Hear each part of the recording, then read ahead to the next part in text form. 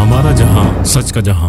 SSP waste के दाया पर डीएसपी और एसएचओ गुलाम हुसैन पीरजादा की सरबराही में खुली कचहरी का इनेकाद किया गया। साइलिन का हजूम अपने मसाइल के हल के लिए एसएचओ के पास आ गया।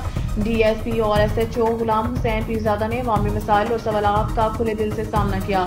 इस मौके पर कई साइलिन के मसाइल को हल करते हुए आइंदा भी इस किस्म की कचहरी को मुनाफिद करने पैगाम दिया। सिंधी पुलिस का मकसद आवाम को दरपेश मसाइल का हल और मामलात में आसानी फराहम करना है। आज अफसरान ने हमारा साथ दिया। डीआईजी साहब, एसएसपी साहब, डीएसपी साहब हमारे लूप में रहे।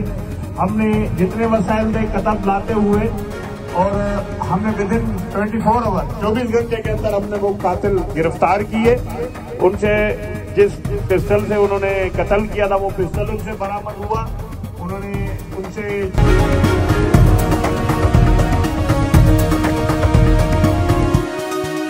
हमारा जहां, सच का जहां।